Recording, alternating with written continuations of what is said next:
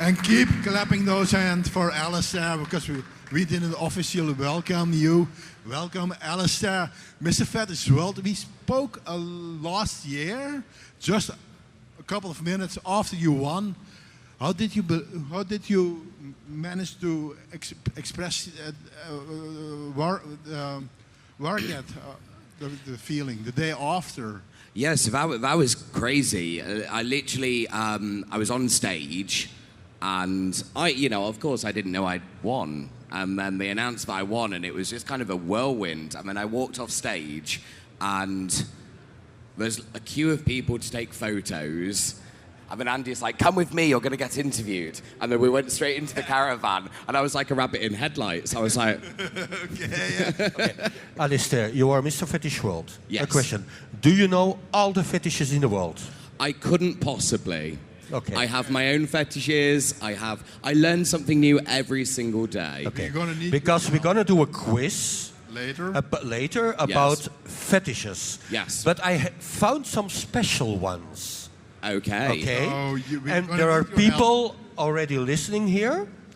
If you join our quiz we're going to do, you get a voucher to shop at Mr. Regilio here in the market.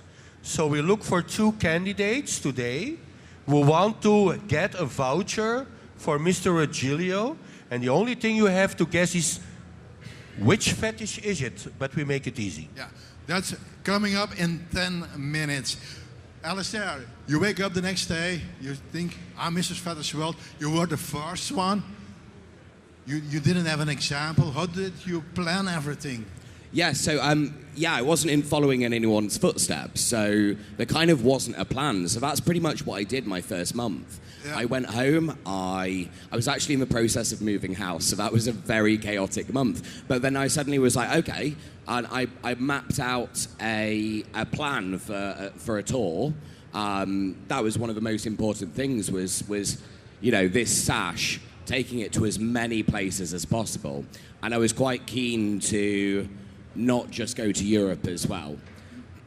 So I made 3 spreadsheets of like my life, where I want to go to, and then where I can realistically go to, and what kind of lines up. So my longest period of traveling was 35 days. Sorry, how many? 35 days 35? Was my longest. Okay. So I did something almost every month, but my longest time away from my home was 35 days in total. And what was the nicest country you have visited? I'm going to be absolutely honest. Unfortunately, I'm not going to say Belgium. I'm going to say Brazil. I got as far as Sao Paulo. Of course, Thank you for coming, Brazil. No, I went to... Not only the men are beautiful over there, but... I was a judge for the Mr. Miss Fetish Brazil contest, and that was just such an incredible experience. And that really, I couldn't have imagined that that's where my life would have gone to. Yeah. I believe you did a crowdfunding for that. Say again.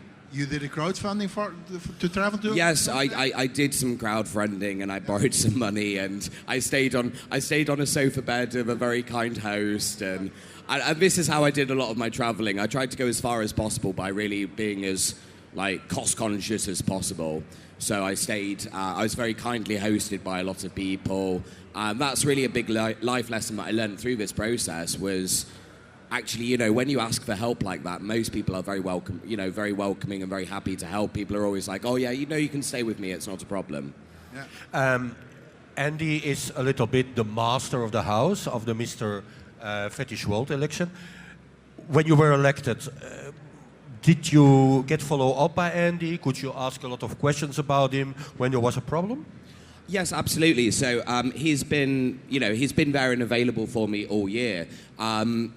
Like myself, he's very kind of, he's hands-off approach. He hasn't been sort of telling me what to do. He's just made it always very clear that he's there and happy to help me if I need any questions or anything.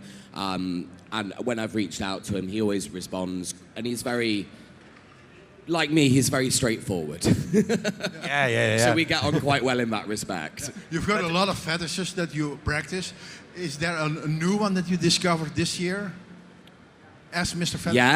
Yes, there is. Which one? Wax play. Wax play? Yes. What's so special about the wax play?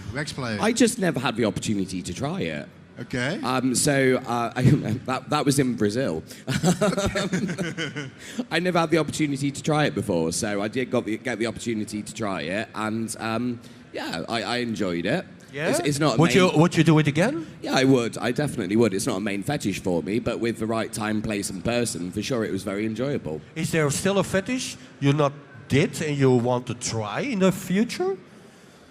Something I want to try in the future. I don't want to be too explicit, you know. Don't you create explicit content online? Yes, absolutely. And there's a particular video that I enjoy myself. Okay. That I'd like to recreate one day. So, Mark, will we do the quiz? We've got 6 minutes. What? 6 minutes. 6 minutes, okay. So, okay. But let's first see if there are candidates. Let's ask it already.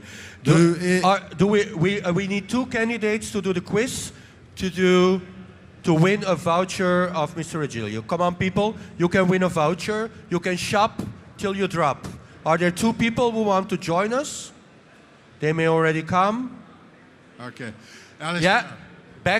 Yeah, back. Just come here already to the stage. Alistair. Okay. This year, is there a new Mr. Fetish World competition going on here at Darklands? There is, and you can see it today. Are you ready to give up your sesh?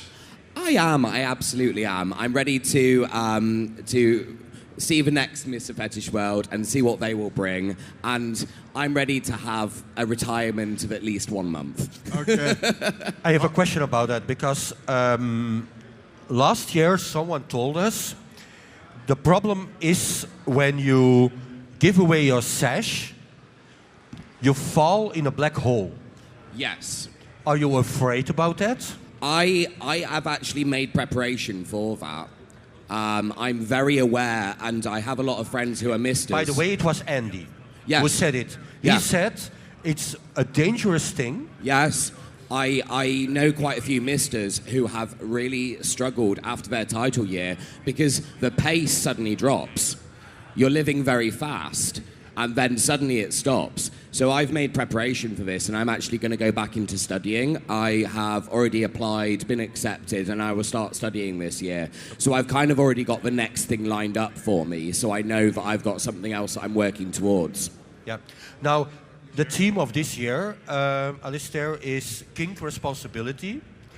The reason why I asked those questions is this year or last year, I think every week I read on Facebook guys who died, who take suicide and everything, and then I thought, oh my God, it's really hard in our world. Do you mention it's as hard in fetish world? That's a really good question. Is it different in the fetish world, or is it just somewhere that the world is at right now? Mental health has never been a more important conversation. I think one blessing in the world of fetish is sometimes there is quite a good conversation about it, and there's a lot of self-awareness, but it is a huge problem. And really, it's never been more important to seriously, notice your friend. Notice your friend. If you ask someone, how are you, ask them twice. Yeah. Aren't you afraid that you're going to end up in a black hole after tomorrow? I'm not afraid for myself because I know myself and I've made preparations for it. And that's where it kind of comes with self-awareness of I am going to have a dip the day after tomorrow, I've entirely planned for it.